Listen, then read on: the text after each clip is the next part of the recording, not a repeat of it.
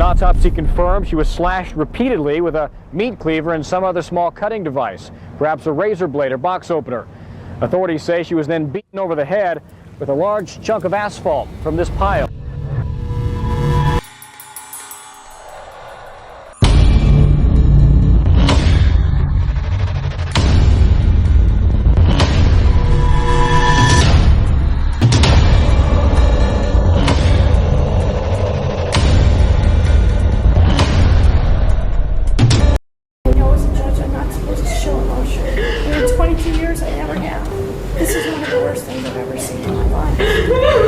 It is therefore ordered that you shall be put to death by electrocution. May God have mercy upon you. Can I please have my mom before I go? Please, let me just love my mom. I love you. I love you too. I love you too. It sounded like that because she made me so mad. And I just couldn't bear it. And she was just like, please don't. I said, shut up, I don't want to talk to you. I don't want you to talk to me. I said, I just want to find get out of this. I said, it's gone too far. I didn't mean to do what I've done so far. You know, it's hard. 19 years old, a pentagram carved into flesh, a piece of skull wrapped in a napkin like a trophy. This isn't a horror movie. This is what happens when jealousy turns into pure evil. And when the judge handed down her sentence, even he couldn't hide his shock. 22 years on the bench, and he'd never seen anything like this. Knoxville, Tennessee, January 1995. The Job Corps Center is supposed to be a place of second chances where teenagers learn trades and build better futures. But on this cold winter night, the only thing being built is a nightmare. 19-year-old Christa Pike doesn't look like a killer. She's barely over 5 feet tall. She has a boyfriend, 17-year-old Tadaryl Shipp. To everyone else, they're just another young couple. But inside Christa's mind, something dark is growing. Something that will transform an ordinary evening into one of the most brutal murders Tennessee has ever witnessed. There's another girl, Colleen Slemmer, also 19. Also trying to build a future. Colleen doesn't know that Christa Pike has decided she's a problem. Christa believes, completely without evidence, that Colleen wants to steal her boyfriend. The accusation is baseless. The jealousy is unfounded. But in Christa's mind, it's become an absolute truth. And she's decided that Colleen needs to die. This isn't a crime of passion. This is calculated. This is planned. Christa enlists her boyfriend Tadaryl and their friend, 18-year-old Shatala Peterson, to help. The plan is simple and horrifying. Lure Colleen into the woods where no one can hear her scream, and then make her suffer. As darkness falls, Christa approaches Colleen with a smile. She's friendly, casual, and Colleen, trusting and unsuspecting, follows her out into the night. She has no idea these will be the last moments of her life. She has no idea that the girl walking beside her has already decided she's going to die tonight. What happens next is so brutal that even seasoned investigators will struggle to process it. Colleen is led into the isolated woods near the Job Corps Center. The trees are bare, the ground is cold, and no one can see them. That's exactly what Christa wants. The attack begins suddenly. Christa and Tadaryl turn on Colleen with fists and fury. They beat her. They kick her. Colleen fights back because what else can she do? She tries to defend herself. She tries to escape. But every time she tries to get away, they drag her back. Every time she begs them to stop, they hit her harder. But the beating is just the beginning. Christa pulls out a box cutter and starts slashing Colleen. Over and over. The cuts are deep. The cuts are intentional, designed to cause maximum suffering. Blood soaks into the frozen ground. And Colleen is still alive, still conscious, still feeling every second of this nightmare. Then Christa finds a chunk of asphalt. Heavy, jagged, brutal. She lifts it above her head and brings it down on Colleen's skull. Again, and again, and again. The sound is sickening. The violence is unfathomable. This is someone's daughter, a young woman with dreams and hopes. And Christa Pike is beating her to death with a piece of pavement. But even that's not enough. Even as Colleen's life drains away, Christa decides she wants to leave a mark. A symbol. She pulls out a knife and begins carving into Colleen's chest. A pentagram, an upside-down star inside a circle. She carves it deep. She makes sure it's visible. She makes sure anyone who finds this body will know this wasn't just murder. This was a ritual. The autopsy will later confirm that Colleen was slashed repeatedly with multiple weapons. The pentagram carved into her chest is massive, impossible to miss. The blows to her head caused catastrophic brain trauma. But Colleen didn't die quickly. She suffered. She knew what was happening to her. And that's exactly what Christa wanted. Then comes the final act of depravity. Christa takes a piece of Colleen's skull, a literal chunk of bone. She wraps it in a napkin. She puts it in her coat pocket. She keeps it as a trophy. Later, police will match it perfectly to the missing section of Colleen's head. It fits like a puzzle piece. Undeniable evidence. Undeniable evil. They return to their dormitory and act like nothing happened. But the next day, when someone discovers Colleen's body, when police see the pentagram and the injuries and the sheer savagery, the investigation begins immediately. The discovery of Colleen's body sends shockwaves through Knoxville. When investigators arrive at the scene, they're confronted with a level of brutality that even experienced homicide detectives find disturbing. The pentagram immediately raises questions. Is this a cult killing? Is there a larger group involved? The media descends. News cameras surround the area. Parents are terrified. Police hold a press conference to address the panic. They make it clear this wasn't random. It appears to be connected to a love triangle. But that's misleading. Colleen wasn't involved in any romantic entanglement. The entire motive existed only in Christa's mind. Investigators start interviewing everyone at the Job Corps Center. It doesn't take long for Christa Pike's name to come up. People remember seeing her with Colleen that night. The timeline comes together. The evidence mounts. And then police discover the most damning piece of evidence, the piece of Colleen's skull in Christa's possession. When confronted, Christa doesn't deny it. She admits to luring Colleen into the woods. She admits to planning the attack. In her confession, Christa describes the murder in chilling detail. She talks about how angry Colleen made her. She talks about wanting Colleen to shut up.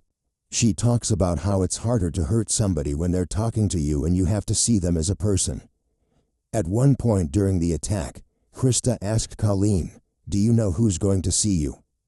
Colleen tried to respond, tried to plead, but Christa didn't want to hear it. She silenced her humanity so she could destroy her body. The trial becomes a media sensation. Courtrooms are packed. The public is fascinated and horrified. How does someone so young commit an act so evil? The prosecution lays out their case methodically. The physical evidence, the piece of skull, the box cutter, the asphalt. Testimony from witnesses who saw Christa with Colleen that night.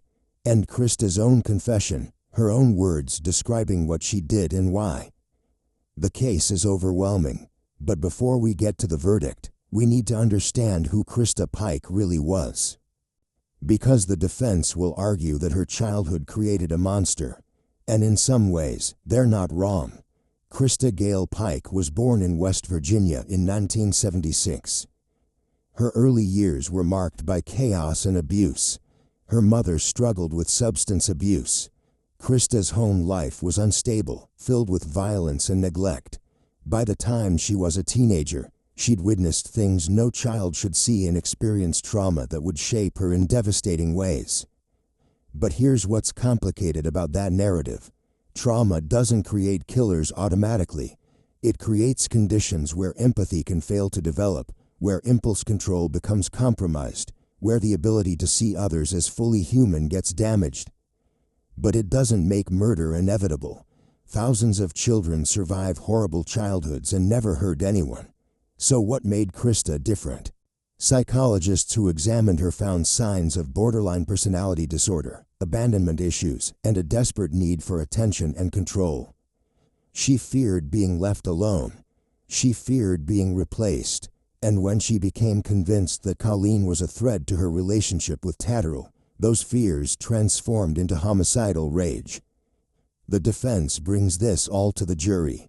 They paint a picture of a damaged girl who never had a chance. They show photographs of Christa as a child, looking innocent and vulnerable. They present expert testimony about how childhood trauma rewires the brain, making violent outbursts more likely. They argue that Christa Pike is as much a victim as Colleen Slemmer. And then the prosecution destroys that argument with one simple fact: planning. This wasn't an outburst. This wasn't a moment of lost control. Christa spent hours planning Colleen's murder. She recruited accomplices. She chose a location. She brought weapons. She lured Colleen with lies and false friendship. And when Colleen was begging for her life, Christa kept going. The prosecution brings in their own expert, a forensic psychologist who's evaluated hundreds of violent offenders. He explains that while Christa's childhood was difficult, it doesn't explain the level of sadism she displayed. The prolonged torture, the pentagram, the trophy, these aren't the actions of someone who lost control. These are the actions of someone who wanted to cause maximum suffering and then celebrate it. He testifies that Christa shows signs of antisocial personality disorder, more commonly known as psychopathy. Limited empathy, lack of remorse, manipulation, superficial charm, the ability to lie convincingly, and most disturbing, the capacity to harm others without emotional consequence. The jury hears all of this. They see crime scene photographs that make several jurors visibly ill. They listen to the medical examiner describe Colleen's injuries in clinical detail. They hear recordings of Christa's confession, her voice casual as she describes torturing another human being. And then Christa takes the stand. This is her chance to show remorse, to humanize herself, to make the jury see her as redeemable. Instead, she undermines everything her defense has built. I knew exactly what I was doing, she says. Everything that I did that night, I knew what I was doing. And I think I was taking things out on her that had happened to me years ago. This is a confession of full awareness, an admission of intent. Christa Pike knew she was torturing another human being. She knew she was taking someone's life, and she did it anyway. Not because she couldn't control herself, but because she chose to. The prosecution rests. The defense has nothing left, and the jury doesn't take long. Guilty, on all counts, murder, torture, conspiracy. Colleen's family weeps. Christa shows little reaction. She sits quietly, her face unreadable. Now comes sentencing. In Tennessee, for a crime this heinous, there's only one penalty on the table: death. The judge has been on the bench for 22 years. He's seen countless cases, but even he admits he's never seen anything like this. I know as a judge I'm not supposed to show emotion, he says, but in 22 years I never have. This is one of the worst things I've ever seen in my life. It is therefore ordered that you shall be put to death by electrocution prescribed by law. God have mercy on you. Christa Pike begins to cry. For the first time, she shows emotion. As she's led out, she begs to hold her mother. Please, she sobs. Let me hold my mom before I go. Her mother embraces her, both crying. But Colleen Slemmer's mother doesn't get to hold Colleen anymore. All of that was stolen by a jealous teenager. Here's what makes this case historically significant. Christa Pike becomes the youngest woman sentenced to death in the United States in decades. At just 20 years old when sentenced, she joins an incredibly rare category. Female killers are uncommon. Female killers this young are almost unheard of. Female killers this brutal, they barely exist in criminal history. Death row is predominantly male. Women make up less than 2% of death row inmates nationwide. The brutality of the crime sets Christa apart even among death row inmates. The carved pentagram, the skull trophy, the prolonged suffering, these aren't typical even for murder cases. These are the actions of someone who wanted to cause maximum pain. Someone who wanted to create a spectacle. And her boyfriend Tadaryl Shipp, he receives a life sentence with the possibility of parole after 25 years. Not death, life. He participated in the torture and murder just as viciously, but he's not sentenced to die. Shadola Peterson, the lookout, receives 6 years of probation. She walked away while Christa heads to death row. Christa spends years on death row. And she doesn't go quietly. Over 2 decades, she files appeal after appeal. She challenges her conviction on state and federal grounds. She argues her trial was unfair, her sentence excessive, her age should have prevented a death sentence. 3 separate times, she attempts to get off death row. 3 separate times, she fails. The courts consistently uphold her conviction. The evidence is too strong. The confession is too clear. The brutality is too undeniable. As of now, she remains on death row, still awaiting execution. But Colleen's family, they're still waiting too. Waiting for closure. Waiting for justice. It's been over 25 years since that cold January night. 25 years of pain. 25 years of loss. And the execution still hasn't happened. Tennessee's death penalty system is notoriously slow. Appeals can take decades. Legal battles drag on. And for someone like Christa Pike, who was so young when sentenced, the appeals process becomes even more complex. Her attorneys argue that executing someone for a crime committed at 19 violates evolving standards of decency. The courts disagree, but something strange happens during her time on death row. Christa Pike doesn't fade into obscurity. Instead, she becomes something else entirely. A figure of fascination, a symbol, and the attention she receives reveals something deeply disturbing about our culture. Death row at the Tennessee prison for women becomes Christa's new reality. The facility houses some of the state's most dangerous female offenders, but even among them, Christa stands out. She's the youngest, the most notorious, and she knows it. Life on death row is isolation. 23 hours a day in a cell, 1 hour of recreation, limited contact with other inmates. No physical touch except during strip searches and restraints. It's designed to be punishment before the ultimate punishment. But Christa adapts. She begins writing letters, lots of letters, to journalists, to activists, to people who've become fascinated by her case. And here's where things get disturbing. Some people write back, not just family or legal advocates, strangers, people drawn to her darkness. People who romanticize what she did.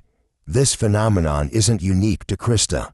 It's called hybristophilia, attraction to people who've committed heinous crimes. Serial killers receive love letters. Mass murderers get marriage proposals. And Christa Pike, young and female and infamous, becomes a magnet for this twisted fascination. She receives fan mail, actual fan mail. People tell her they understand her. They say society is too harsh. They claim she's misunderstood. Some even send money for her commissary account. It's grotesque. Colleen Slemmer is dead, and people are sending Christa Pike gifts. But Christa doesn't just passively receive this attention. She cultivates it. She becomes media savvy. She gives interviews from death row, carefully crafting her image. Sometimes she shows remorse. Other times she seems defiant. She's learned that emotion sells, that vulnerability creates sympathy, and she's willing to use both. In one interview, she talks about her childhood trauma. She cries about her mother's abandonment. She describes herself as a victim who became a victimizer. It's compelling. It's designed to be compelling.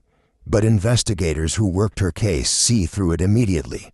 She knows exactly what she's doing, one detective says. She's always known. That's what makes her dangerous. She understands human psychology well enough to manipulate it. And then, in 2001, something happens that proves just how dangerous Christa Pike still is. Even on death row, even under constant supervision, she tries to kill again. Prison officials discover that Christa has been planning to murder another inmate. Patricia Jones, a fellow death row prisoner. The motive? Apparently Patricia had disrespected her. That's it. No love triangle this time. No jealousy, just disrespect. And Christa's solution is murder. Guards find makeshift weapons in her cell. They intercept letters where she's detailing her plan. They have evidence that she's been recruiting other inmates to help. It's Colleen Slemmer all over again. The planning, the recruitment, the cold calculation. Except this time, she gets caught before anyone dies. This incident destroys any remaining argument that Christa Pike is rehabilitable. It proves that 24 years old and 6 years into a death sentence, she's still the same person who carved a pentagram into another teenager's chest. The violence isn't in the past. It's who she is. The legal battles intensify. Christa's attorneys file motion after motion. They challenge the death penalty itself as cruel and unusual. They argue that Tennessee's execution protocol causes unnecessary suffering. They claim her trial attorney was ineffective. Every legal avenue gets explored. Every technicality gets examined. And here's what's fascinating and frustrating. They have some valid points. Not about her guilt, that's undeniable, but about the death penalty process itself. Is it constitutional to execute someone for a crime committed at 19? The Supreme Court has ruled that executing juvenile offenders, those under 18, is unconstitutional. But 19, that's still illegal, even though brain development continues into the mid-20s. Legal scholars debate this. If we acknowledge that young brains are different, that impulse control and decision-making aren't fully developed until around age 25, does that change how we should punish young adult offenders? It's a legitimate question, but it's hard to apply that question to someone who spent hours planning a torture murder and then kept a piece of the victim's skull as a souvenir. The courts continue to deny her appeals. Federal judges review her case and find no constitutional violations. The evidence was solid, the trial was fair, the jury heard both sides, and the verdict was appropriate for a crime of extraordinary brutality. But the execution doesn't happen. Year after year passes. Colleen's family attends every hearing. They make victim impact statements. They describe their pain, their loss, the hole in their lives that can never be filled. And they watch as Christa's attorneys find another delay, another appeal, another reason to postpone justice. May Slemmer, Colleen's mother, becomes an advocate for victims' rights. She speaks publicly about the toll of waiting for justice. She describes what it's like to know your daughter's killer is still alive, still breathing, still getting 3 meals a day while your daughter lies in a grave. People ask me if I forgive her, May says in one interview. And I tell them honestly, I don't. How do you forgive someone who tortured your child? Who carved symbols into her flesh? Who kept a piece of her skull like a trophy? I'm supposed to forgive that? It's a question without an easy answer. Society often pressures victims' families to forgive, to move on, to find peace. But some acts are unforgivable. And maybe that's okay. Maybe some crimes are so heinous that the demand for forgiveness becomes its own form of cruelty.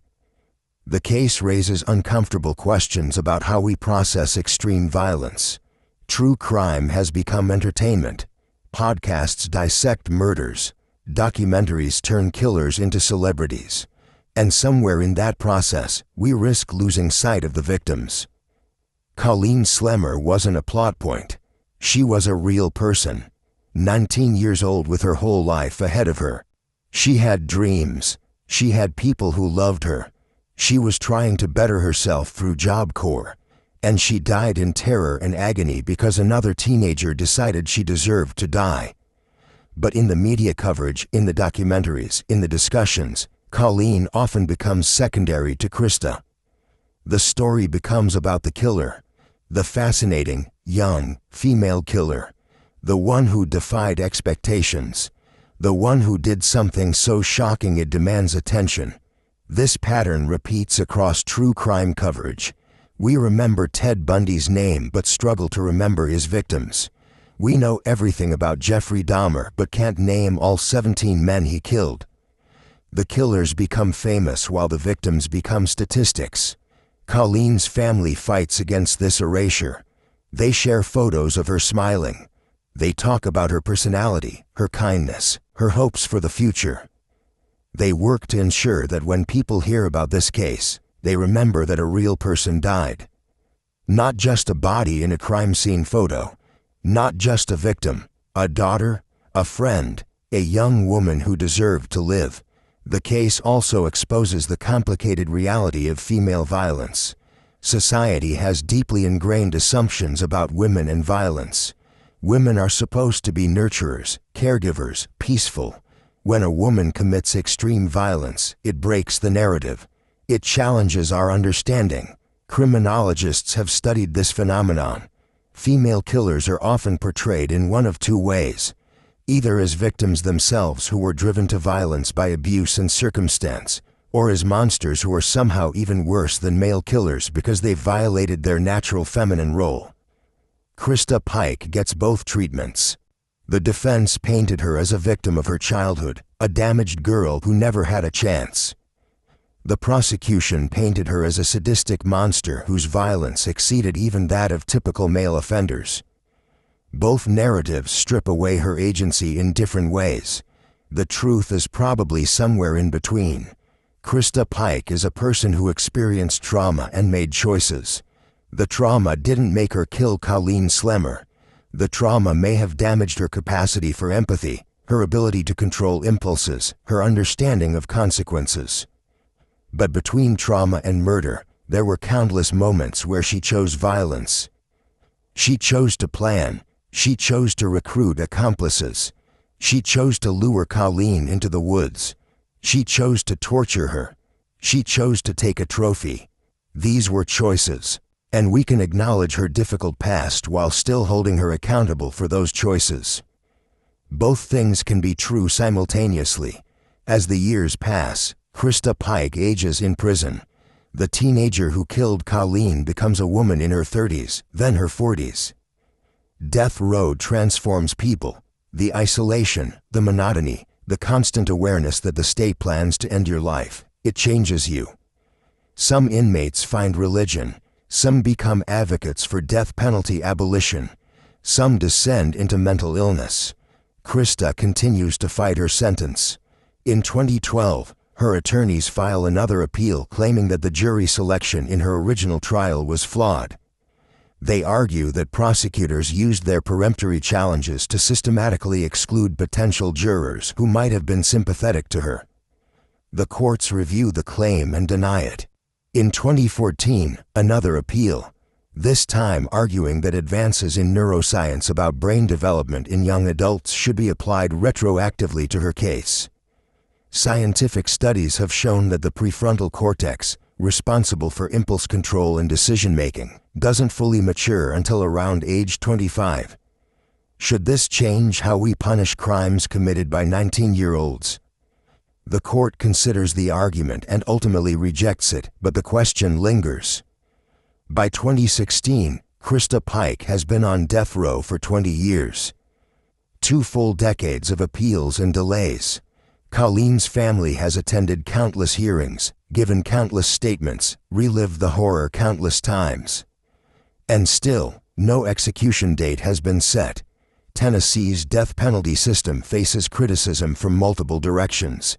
Opponents argue it's applied inconsistently, that it costs more than life imprisonment, that the risk of executing an innocent person is too high. Supporters argue that some crimes are so heinous that death is the only appropriate punishment, that justice demands it, that victims' families deserve closure. But regardless of where you stand on the death penalty as a concept, the Christa Pike case presents a stark example. A crime of extraordinary brutality, an offender who remains dangerous even on death row, and a system that seems unable to deliver the sentence it imposed. The cultural impact of the case extends beyond criminal justice debates. It becomes a reference point for discussions about juvenile justice, about female violence, about the role of childhood trauma in criminal behavior. Law schools use it as a teaching case. Psychology programs analyze it. Documentaries explore it. And Christa herself becomes a kind of dark celebrity. Her case appears in true crime books, television specials, documentary series. Each retelling focuses on different aspects: the brutality, the satanic symbolism, the love triangle, the age of the offender. But they all come back to the same horrifying details: the pentagram, the skull fragment, the prolonged torture. Some people find themselves sympathizing with Christa despite the horror of her crime. They see a damaged young woman who never had proper mental health treatment, who was failed by every system meant to protect children, who acted out of untreated trauma. They argue that she should never have been sentenced to death, that life imprisonment would have been more appropriate, that society shares responsibility for creating the conditions that led to her violence. Others see a calculating killer who knew exactly what she was doing and chose to do it anyway. They point to the planning, the recruitment of accomplices, the choice to torture rather than simply kill, the trophy taking. They argue that some acts are so evil that the offender's backstory becomes irrelevant, that trauma doesn't excuse torture murder, that justice demands the ultimate punishment. Both perspectives contain truth. Both grapple with difficult questions about responsibility, punishment, and redemption. And neither provides a simple answer. What we know for certain is that on a cold January night in 1995, Colleen Slemmer walked into the woods with someone she thought was a friend and died in unimaginable terror and pain. We know that Christa Pike planned and executed that murder with shocking brutality. We know that she showed no remorse in the immediate aftermath. We know that years later, on death row, she tried to kill again. These are the facts. Everything else, the debates about childhood trauma, about brain development, about the death penalty, about female violence, all of that swirls around these central, unchangeable facts. Today, Christa Pike remains on death row at the Tennessee Prison for Women. She's now in her late 40s. She's been incarcerated for nearly 3 decades. She's spent more of her life in prison than she spent free. And she remains one of only a handful of women on death row in the United States. Tennessee hasn't executed a woman since 1837. If Christa Pike's sentence is carried out, she'll be the first woman executed in Tennessee in nearly 2 centuries. The state has executed several men in recent years, but executing a woman, especially one whose crime was committed when she was so young, carries different political and cultural weight. Governor after governor has faced the question of whether to grant clemency or allow the execution to proceed. None have commuted her sentence. The courts have consistently upheld her conviction and death sentence, but the execution date remains unscheduled, perpetually delayed. For Colleen's family, the waiting continues. May Slemmer, Colleen's mother, is now in her 70s. She's spent more than 25 years seeking justice for her daughter. She's watched Christa Pike grow from a teenager into a middle-aged woman while Colleen remains forever 19 in photographs and memories. "I just want closure," May has said. "I want to know that the person who tortured my daughter to death has finally faced the consequences." Is that too much to ask? It's a heartbreaking question. Justice delayed is justice denied. But the death penalty system, with its mandatory appeals and lengthy review process, almost guarantees decades of delay. It's designed to ensure that no innocent person is executed, that every case receives thorough review, that mistakes can be caught and corrected. But for victims' families, that thoroughness means decades of reliving trauma, decades of uncertainty, decades of hoping that someday, finally, the sentence will be carried out. The Christa Pike case forces us to confront uncomfortable truths about violence, about justice, about punishment. There are no easy answers. There's no solution that makes everyone whole. Colleen Slemmer is still dead. Christa Pike is still dangerous. And the system continues its slow, grinding process. What remains is a cautionary tale about the capacity for human cruelty, about how jealousy and rage can transform ordinary people into monsters, about how one night of violence can destroy multiple lives and echo across decades. It's a reminder that evil isn't always obvious, that it can wear a friendly smile and speak in a soft voice before revealing itself in the most horrific ways imaginable. And it's a reminder that justice, when it finally comes slowly. Too slowly for those who wait, too slowly for those who grieve. But the wheels continue to turn, and someday, maybe, they'll reach their final destination. Until then, Christa Pike sits in her cell, and Colleen Slemmer rests in her grave.